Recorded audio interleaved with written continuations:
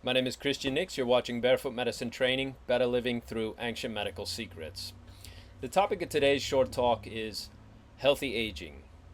Now, this topic obviously gets a ton of play in just about any place people talk about aging, whether that's a mainstream medical source. You can go online at WebMD, etc. Everybody wants to talk about healthy aging, partly because we have an aging population and partly because everybody wants to age well and gracefully and not fall off a cliff. So I'm going to talk to you about the key points that cover absolutely everything you need to consider when it comes to healthy aging. And I'm going to do this in the context of the kind of training that I received and the training that I also offer to other people online, because when it comes to healthy aging, when it comes to aging, period, everybody is going to deal with some kind of chronic degeneration. Now, here I'm not talking about you develop like a neuromuscular degenerative condition and you die in your bed, a drooling vegetable with a bedpan and a nurse helping you out. But aging itself is degenerative. So we are all chronically getting older. We all have a chronic disease problem in the form of aging. Aging can be thought of as a chronic condition. Here I'm not pathologizing aging. In fact, as you'll see, I'm going to show you the important framework and structure when you think about aging and how to age in a healthy manner so that aging is kind of polite to you and kind of nice, right? And you don't fall off the cliff. Because there's only a couple things that you really need to know and to pay attention to, and I'll tell you how to follow up on that at the end. Healthy aging consists of really three primary areas. Number one, you must digest well. Digestion is the basis for every system in your body, whether it's your nervous system, your muscular system, right, your sleep cycle, everything to do, your mood, obviously, right, everything to do with how your body functions, all of the biological functions and your psyche are tied to the function of your digestion. How could it be otherwise? The reason we eat multiple times a day is precisely because you're counting on that nourishment to power your body in the proper way. Now, digestion consists of two sub-functions, if you will. So digestion is one thing, and I'm going to tell you the other two principal areas to pay attention to. And if you have these three covered, and I will help you figure out how to get them covered if you're suffering in one of these areas, but having these three areas covered is how you age well. Digestion consists of the two sub-functions of assimilation of nutrients, and this implies that you're ingesting good nutrients in the first place. You cannot assimilate good nutrients if you're not actually putting them in your mouth, swallowing them, and getting them into your body. So I'm not going to talk here about healthy eating and what kinds of things you should be eating. If your idea of a healthy meal is, mac and cheese and a snow cone for dessert, obviously that's not good nutrients. So you have to ingest good nutrients, good healthy nutrients. Most people have access to that. Most people watching a channel like this are not stupid about what constitutes good nutrition. But I have more to say about that elsewhere. But let's just say, because good nutrients goes beyond just the nutrients themselves, you have to combine foods in the right way. I have a whole series of videos on this and an entire program teaching you how to combine foods the right way. If you're ingesting healthy nutrients, you must assimilate those nutrients. This implies that you have a strong enough digestive fire. I talk about this elsewhere in metaphorical terms. Your stomach is like a pot. You put the ingredients into the pot when you eat food, and then you have to have a fire under the pot that distills out the good nutrients out of that food. So in other words, lots of health nuts and lots of like health wackos that I've talked to over the years, God bless them. I was one myself for a little bit when I was really sick in the tropics years ago. If you just bombard your system with really dense, healthy, nutritious food, that by itself doesn't mean you assimilate good nutrients. You have to have a strong digestive fire under the pot that distills out the essence of those foods so that your body can absorb them through your bloodstream, and your heart and your spleen help distribute that around your body in this functional model of medicine that I like to teach you on this channel. Okay, so are you following me? You must assimilate good nutrients, which implies that you're eating good, healthy foods, and you have to have the digestive potency to extract good nutrients out. This is why, just as a side note, but to illustrate the point, the reason Raw Foods diet is such an idiotic idea is your body is not strong enough to extract nutrients from a bunch of raw foods. If you eat all your foods raw, your spleen, your digestive fire under the pot has to work really damn hard to get those nutrients out. And it's why people who eat raw foods look malnourished, undernourished. You pass a lot of undigested food in your stool. You can't assimilate those nutrients, so they run right through you because your digestive fire is not potent enough, especially if you're over 35, 40 years of age. If you're eating like raw foods and thinking that, look how nutritious my diet is, it's like, yeah, but you're not getting much of the benefit of that. In fact, you're exhausting your digestive fire, and that role of digestive fire primarily corresponds to and falls to the responsibility of your spleen. Okay, this is how ancient medicine thinks about digestive health. So assimilating good nutrients and eliminating waste. Obviously, if your sewer's backed up in your body, you're going to develop problems. This is where you get arthritis and fibromyalgia and all kinds of diseases, what are called damp diseases. You build up food stagnation, you produce a lot of mucus because you're not eliminating waste properly, and IBS, colitis, right, SIBO, right, all the various lovely things that happen when food is stagnating inside the digestive tract. There's easy ways to fix this, and here I'm not talking about flushing out your system or, God help us all, like detoxing everything. No, relax with that stuff. That's also very harmful to your digestive system.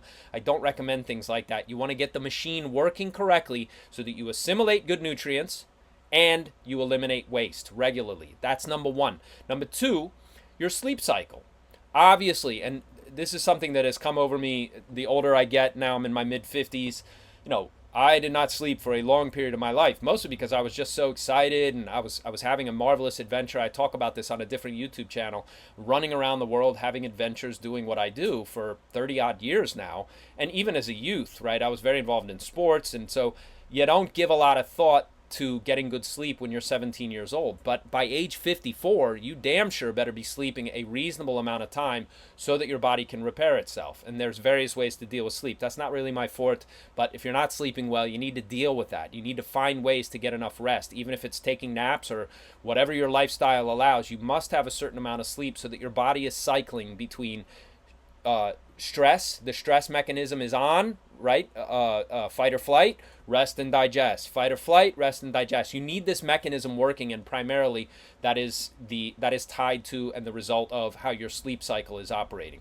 Digestion, sleep, and the last big one is pain. What sinks most people as they age is you develop pain somewhere and you cannot get rid of it.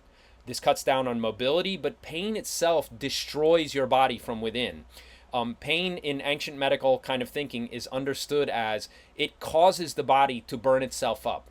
You are burning resources to try to cut off the pain signal. So we take pills, which have horrendous effects on your liver and kidneys, and they will eventually corrode through your intestines. There's no real pain medication, whether it's prescription or over the counter, that doesn't eat through your intestinal lining. Pain medications are a disaster.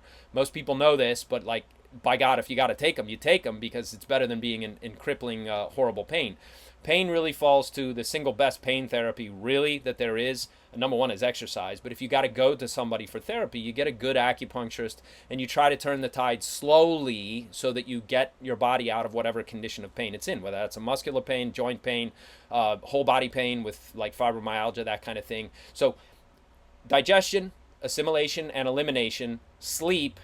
You got to get a certain amount of sleep if your body's going to continue to recover on a 24-hour circadian rhythm. And of course, you want to reduce, eliminate, etc. pain. I talk in another program. My other program is called the Nix Institute for Self-Healing and Integration. And I go through a series of targeted exercises. If you have low back pain, is the most common one, right? Or knee pain, right? Which is tied to low back pain. Do exercises that help lubricate these areas, the affected areas of your body. When I say lubricate, if you push blood into a painful area of your body, you are relieving pain because the circulation itself helps reduce that, reduces inflammation, etc. So there's a lot to be said about pain. I cover that more. You can see the link below this video where I talk about that in the Nix Institute. If you can control your pain using targeted exercises, you do it. It's the single best tool that you have. So here I'm not talking like, yeah, I go to the gym. It's like, well, good for you. But if you have a targeted problem with your left knee, right, getting back on the squat rack, right, is not really, you're not you're not targeting your pain, you're causing your pain to become worse. There are simple, usually what we would call in the West, calisthenic kind of exercises. In the East, right, these kind of yogic exercises, or what's referred to in ancient China or Chinese exercise science, qigong, qigong, the movement of function through the body. Can you target a certain area that is in pain and do gentle exercises to try to strengthen, lubricate, open, nourish, right? Relieve the pain that is happening in that area. It's very important to understand the different types of pain, different kinds of pain. A sharp pain is not the same as a dull aching pain. Okay, a chronic low-level, aching pain or burning pain, say, is not the same as a pain that is relieved by warmth. Okay, pain that is relieved by heat is not the same as pain that is relieved by warmth. What time of day the pain comes, what it's related to, if it's related to a food reaction, right? This kind of thing. All of those things matter. But if you can target your affected area and relieve pain with some kind of physical exercise, when I say exercise, I just mean movement. I'm not talking about like riding your bike 100 miles a day. I'm saying that if you get your body moving, most pain can be controlled, unless, of course, you have some extenuating injury circumstance, whatever. If you need to get to a therapist, I prefer acupuncture. I'm trained in it, so I know what it can do. I still treat myself, throw a few needles in my knee or my back or anything that's nagging me, right? Usually in the morning because it's the best time to get treated. Tremendous relief can be had from acupuncture. There's no side effect. You might get a bruise. That's kind of the biggest risk of acupuncture. If you know what you're doing, you can get great relief from pain from acupuncture. I show you some other techniques on how to deal with pain inside the Nix Institute, so check that out. Again, the link is below this video. You can check that out and read up on it and see if it's right for you. Okay, but these three things, in ancient medicine, these three areas of focus, digestion, which is assimilation and elimination, sleep, and reducing or eliminating pain without resorting to hardcore therapies and pain pills that you get hooked on and that destroy your body from the inside, these things are codified into the medical system. They are understood and integrated across diet, lifestyle, state of mind, right? Remedies and treatments, simple things that you can get over the counter or even just, right, might be in your kitchen cabinet right now. Simple solutions codified and all woven together across all the various possible therapies that you could do to treat yourself for the three main areas of healthy aging. If you manage these three areas, and I will show you how to manage them confidently in the materials, again, linked below this video. My Pivot Protocol training program is the single best source that I know of to get a handle on digestive conditions, whether it's assimilation of good nutrients because your digestive fire is weak or elimination of waste. I show you how to do this in a really user-friendly step-by-step manner. I guarantee you won't have seen this anywhere else. I'm translating the ancient medical system that I studied during my 9-year apprenticeship with my mentor in Central America and that I've taught all over the world, from Cleveland Clinic to various hospitals and medical facilities and conferences, all the way to the Middle East and South America and places in between. And so I know what I'm talking about with digestion, and the Nix Institute will show you some really important techniques for managing sleep and also dealing with all kinds of pain conditions, whether it's burning in your epigastrium or pain in your big toe, right, which I have a lot of experience with from an old athletic injury and a broken bone. So check those out, but understand that this system and how you manage your own condition, everything that I show you on this channel is really about you having control over your health at a different level.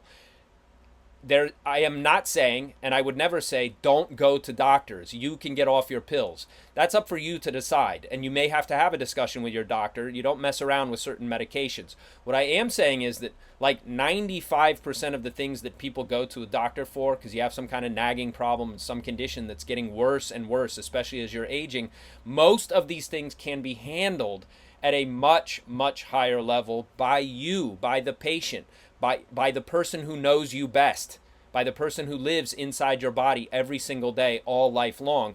If you figure out a couple simple ancient medical techniques like I show you, most of these things very quickly come under your control. And then you don't need to take pills or visit the doctor quite so often. The empowering feeling that this gives you, that you know that you can handle digestion, sleep, pain conditions, etc., is how you reduce your reliance on the modern mainstream medical system, which for all its flash and dazzle and incredible, miraculous kinds of things it can do for us is best avoided when you can, especially when it comes to chronic conditions. That's what I want to share with you in this video. Thanks very much for watching, and remember, your body knows how to heal on its own. I'll be back with more great stuff.